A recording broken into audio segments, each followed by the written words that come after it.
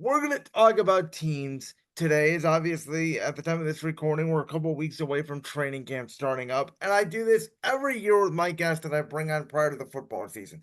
Now, Larador, in August on this podcast, I take my break because I can't stand talking about preseason NFL football. It's mind numbing. Now, I watch my local teams and all that, but to me, it's mind numbing trying to figure out whether I should be impressed, whether I shouldn't be impressed, whether I should be concerned. I always say if you're struggling against a 14 defense, that's probably a bad sign. Um, but nonetheless, name me some teams that you think are maybe a little bit under the radar here that maybe the national media and maybe myself are sort of underlooking. I'll start with one. I think the Raiders. I don't know. I just feel like with Antonio Pierce, I just feel like he's brought a new attitude and new swagger back to the Raider Nation. Okay, so believe me, I understand where you're coming from. Because you look at the Raiders roster, they have a great pass rusher, Max Crosby. They just brought Christian Wilkins over from Miami. They have Devontae Adams. They have Jacoby Myers. They have Alexander Madison now, who they brought over from Minnesota. Their weapons are good. The problem is their quarterback is either going to be Gardner Minshew or Aiden O'Connell, and they're in a division with Sean Payton, Jim Harbaugh, and Andy Reid. Yeah, I'm not saying they're gonna make noise, but I feel like they can be impressive throughout the season. Yeah, they're a sneaky team. I feel like that could win, 5 or 6 games, or they could win 8 or 9. It just depends on what they get out of the quarterback position. And it also depends on what they get out of Pierce. The head coach is a defensive guy. And it's their first full year, isn't it, under Pierce now? Yeah. Yeah. All right. Name me another one if you have one. Let me throw it back at you. Who do you have? Okay. So I've got a couple. Um, the one I'm really impressed with, and again, they have a defensive coach too. This guy's either gonna get fired or he's gonna win coach of the year. Matt Eberflus in Chicago. Um, I think the Bears made the most talent upgrades in the NFL this offseason on one side of the ball. You go from Justin Fields, who I'm sorry, you put on the tape, he got worse as games went on. He was not going to be the franchise quarterback for the Chicago Bears. They gained DJ Moore last year. It didn't really help. And maybe it's Luke Getzey's offensive coordinator. I don't know. But you add Keenan Allen, you add Roma Dunce, you add DeAndre Swift, and you add Caleb Williams in as a starting quarterback who was projected to be this phenom, a Patrick Mahomes like quarterback who I think is going to walk into this league and I think has a real chance next to Marvin Harrison in Arizona to win Rookie of the Year. And I think the Bears, who were a 7-win football team last year, made so many upgrades, and they still have a top 10 defense ever since Montez Sweat joined the defensive line last year at the trade deadline. That I think the Bears could easily win 10 games and be a wild card team, and no one would be surprised about it, even in that very tough NFC North. I really like that pick. I'm excited about Caleb. I love DeAndre Swift. Yeah, I like Chicago, and Chicago has always been a top defense, and defense can go go far, especially early in the season. I feel like defense is ahead of the offense Oh, at first. for sure. And you know what's funny? All these people that say, "Oh, quarterback upgrades don't make the difference," folks. Kansas City with Andy Reid had Alex Smith for 5 or 6 years. They were a good team.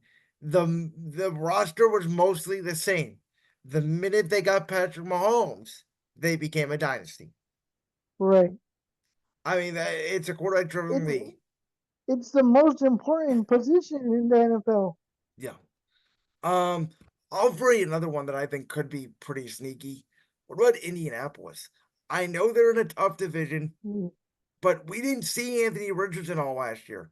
And he's got a smart offensive coach in Shane Steichen. I like the upgrades they made. They got a soft schedule. It's a third place schedule. I think Jacksonville, even too, Trevor Lawrence coming back off the injury. I think they're going to compete for a wild card spot. Houston, obviously, the upgrades of Mixon and Stephon Diggs, I like. They're probably the favorite to win the division this year. But that AFC South all of a sudden is not a pushover division. Right. Uh, my uncle is a Colts fan, so I follow the Colts pretty close. Even though I don't know the players in depth like I do the Browns, but I follow them pretty closely, and I want to see I want to see a full year of Anthony Richardson because he he was very impressive on when he did play. Yeah. Um, so let's go to the other side of the coin. Tell me some teams that you think maybe aren't going to be as impressive. I I don't know. I got one Cincinnati. I don't know. It's something about Cincinnati that I don't really think they're gonna. I'm not saying they're not gonna be a top team, but I feel like they're overhyped See, and haven't been. I think it just depends on Burrow's health.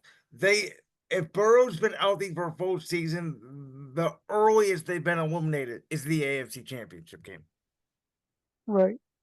So for me, I mean, again, I get it. There's noise out there with Sam Hubbard and T. Higgins. They want to get paid, and Jamar Chase is going to want money. They did draft another receiver out of Alabama in the draft. So I get it. And the division is tough. Baltimore obviously acquires Derrick Henry. I think they're going to be good. Again, we'll see if Lamar can stay healthy for another full year. Um, but the one take that I know you're not gonna be happy with me about because you are a Browns fan is I'm not as high on the Browns this year. I think that this city is putting way too many expectations on the Browns this year just because they went to the playoffs last year under Joe Flacco. I had said the whole handling of the Watson situation over the last 2 years has been weird, especially the injury situation last year where Stefanski said he was going to play, then he didn't play, then he comes back against Indianapolis and gets hurt. Then he misses a couple games. He comes back against Baltimore and couldn't hit the side of a barn in the first half. Then he completes every single pass in the second half, and then he's out for the season. So I don't know. And they fired Alex Van Pelt as offensive coordinator, which sounded like that was more of an organization decision than a Stefanski decision, which is weird to me. And we'll see how Ken Dorsey does. But there's just this thing over the Browns right now that I look at it and I say, no matter if Watson turns back into the Houston Watson or not, if Burrow and Lamar are healthy, you are at best third at quarterback in your division, and that's not going to win you a ton of games. And that schedule is brutal. Yes, it is. I The schedule's brutal. I don't know. All off season, I've said that Dorsey is gonna unlock Watson. I don't know if it's gonna be Houston Watson, but I feel like we're gonna see a more improved Watson, a smarter Watson that is gonna be more aware of hits and stuff and be more alert and accurate. Boy, I don't know because Dorsey and Josh Allen struggled in Buffalo. Now, maybe that's just a quarterback relationship issue. I don't know. But when they made the change to, Joe Brady and Buffalo, that's when Buffalo took off at the end of last year. Now, Buffalo lost a lot of pieces there. I don't think they're going to be as good as they were a year ago. And Miami did as well. And I have said that if I could trust Mr. Ayahuasca and the New York Jets, it does feel like this is their year, but Aaron missing, mandatory minicamp, Hassan Reddick not wanting a contract. Like, I don't know what to make of the Jets. I want to believe they upgraded the offensive line. They added a number two receiver, Mike Williams. That defense is still fantastic. They didn't really lose a lot of people outside of Price up that went to Philadelphia. But until they do something, until they actually do it, I can't believe in them. Right. And it's been like that for years with the Jets. So the other thing too is, when we talk about rookie quarterbacks, obviously we talked about Caleb. I want to get your thoughts on what Atlanta did drafting Penix, and then we'll go to Jaden Daniels in Washington. Okay, Penix. I don't know. I don't know how I would feel if I was Kirk Cousins. Because are they going to be pressured to play Penix if if if Kurt doesn't do well? That's See, fine. That's here is my thing. When it happened on draft night, we were all like, "Wait, what the hell happened?" And then right. you sit back though when you think about this, right? You think or Cousins, you're expected to compete or win the division in the NFC South. I think it gets down to them in Tampa. I have no idea what the Saints are. I think the Saints are going to be hot garbage this year, personally. I think Derek Carr, as much as I defended him in Vegas, he did not look right in New Orleans last year, and that roster is a mess. And I don't know what Dave Canales can do with Bryce Young, but I think he's going to do better than what he did a year ago. I don't think anybody could have, done what he did a year ago under those bad circumstances out there in Charlotte. Um, so when you look at Atlanta, obviously they upgraded that head coach, you upgrade a quarterback, you think you're going to win 10 or so games over the next 2 years. If you move on from Kirk Cousins after 2 years, you're not going to be in a position again to be that eye in the draft to draft a quarterback. And while Penix is older and while he has injury history, the 4 year, whatever amount, 150 million they gave to Cousins, most of that is up front. They could move on from him in a year, really, if they wanted to. And it could be either the worst investment the franchise ever made, or it could be the best investment the franchise ever made, depending on if Penix works out. Because we know he's got the talent. It's if he can stay healthy. And by the way, he's going to be playing in a dome, and he has a great offensive line and very good weapons. Yeah, Atlanta, Atlanta does have very good weapons. Like I said, it's going to be interesting to see what what type of pressure Atlanta feels if Kirk Cousins doesn't do so hot to start the season because Penix was a number 8 overall pick. Well, again, this is a bold prediction. It's a bold scenario. I'm saying it's a 1 in 100% chance it happens. But let's say Kirk Cousins is, he's coming off a torn Achilles. Right, It's a very hard injury for a quarterback, and so is Rodgers, by the way. But let's say Cousins, never recovers, is not fully 100%. What's to say Penix doesn't start, week 2, week 3, week 4, and just goes out there and balls out? It could happen. right. And then Atlanta looks like superstars. So I'm gonna say this too about the NFC East, and I've been saying this, over the past, number of months. I got this pencil in my ear because our defensive coordinator last year used to put a pencil behind his ear, and I don't know what happened at the end of the year with my Philadelphia Eagles. Something in the chemistry, something in the locker room happened. I don't know. When they made the change from Sean Desai to Matt Patricia, it sounded like Sean Desai, in his own words, lost confidence in his own play calling ability, which I thought was strange. But my team has two new coordinators. The addition of CJ Gardner Johnson, I love in the secondary. Um, the loss of Jason Kelsey and Fletcher Cox in the locker room is obviously going to be felt, but I think this team is prepared for it over the past few years.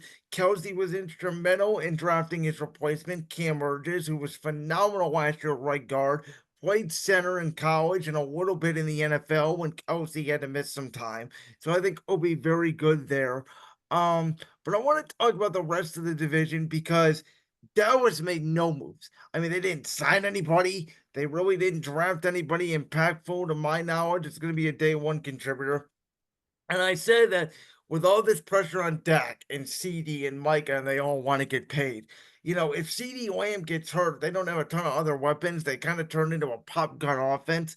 And so to me, there's a world where new head coach, you got McLaurin, you got Jaden Daniels, who I think really does fit in that Cliff Kingsbury system. You've got a very good defensive line, and they made some other additions. I think Tyler Biadasz comes over from Dallas as their new center. I think there's a chance Washington surprises some people. They win 8, 9 games, and they're competing with Dallas for second in the division. Is that crazy? No, No, because I've never believed in Dallas, and I feel like Jerry Jones Jerry Jones is their worst enemy. Because I feel like he put he puts pressure on them, and then when he gets in front of the media, they're asking him all these questions. I feel like if Jerry Jones gets out his way, gets out his own way, I feel like uh Dallas will be more successful. So the interesting about Dallas, and I've said this, obviously Dak's contract is running up, CD's contract is running up, Micah's contract is running up. That specifically a Dak's situation, he is not. I would not pay Dak Prescott $60 million if I had to close my eyes and make a decision because I think Dak is a B2B plus quarterback. I don't think he's worth that money. However, the market and the salary cap and everything tells you that's what his market value is going to be. And so you're the Dallas Cowboys, you're America's team. You are, the one of the biggest brands in sports. Your owner is 80 plus years old, trying to win one more Lombardi trophy before he ultimately passes on to greater pastures. Um, I don't know what Dallas does. I think they're sort of stuck. I love it as an Eagles fan. I think they're going to be a good team this year. I don't think they're going to be as powerful as in years past. But what do you do? Yeah, you can't do much money, and then if you don't pay that, where do you go? Yeah. I said I think the one guy they may want to move on from is CD. I mean, we've seen Kansas City win Super Bowl as soon as they move on from Tyreek Hill. There are, having a great wide receiving core is great in theory. It is not a necessity as maybe it was 5, 10 years ago because there are so many great receivers. How many receivers now in college every year? We get five or six. Look at the Rams last year. Puka Nakua, fifth round pick. Walks in, boom, he's a stud. Right. I- if you move off CD, where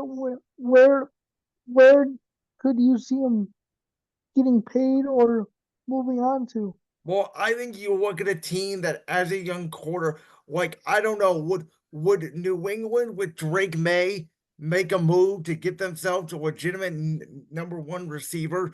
Would a Chargers who moved on from Keenan Allen or Mike Williams, would they make a move to go get CD? One of these teams that has a young quarterback that's on a cheap contract, like San Francisco, sort of in this situation where they know they got to pay Purdy, so they're going to move on from Ayuk.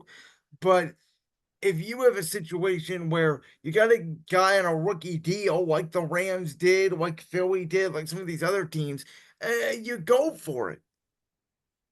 Right. It's gonna be interesting. And Ayuk too. I don't want to see Sam Frank move off Ayuk, but I think they're gonna have to. They're gonna have to make a decision between him and Debo. Again, I don't know what Brock Purdy's worth, what the money's gonna tell you, because I've seen Purdy without Trent Williams, and I've also seen him without those weapons. He's not the same quarterback, which would concern me. But the interesting thing is, Larador, and I don't think most people know this because I didn't know this until I read it the other day by Pro Football Talk, is if Brock Purdy went undrafted and San Francisco signed him, he would be due for a contract extension right now. Because of the fact that he was drafted, they have to play the 3 years without getting a contract extension. I did not know that. So he would be in the same situation as your Jordan Loves, as your Tuas, and your Dax. And again, it's hard because these guys are good quarterbacks. They're not great quarterbacks, but the salary cap is going up and quarterbacks are going to make more money. And the funny thing is, Mahomes is making $50 million a year. We all flipped out about it at the time. But when you look at what he's actually getting paid in terms of the number, because again, a lot of that goes into signing bonus and all that. Sometimes, if you get a smart general manager, the salary cap feels like a myth, even though it's not. The smart ones figure it out, even if they kick the can down the road. Right. We do that a lot here in Yeah, Cleveland. converting Watson's salary into a signing bonus for sure. Like that clip from the Brandsworth podcast? If so, make sure you go down there and hit that subscribe button. while you're down there hitting the subscribe button, make sure to also hit the notification bell so you never miss another upload. And make sure you check out all the other clips from the Brandon's World podcast right here on YouTube.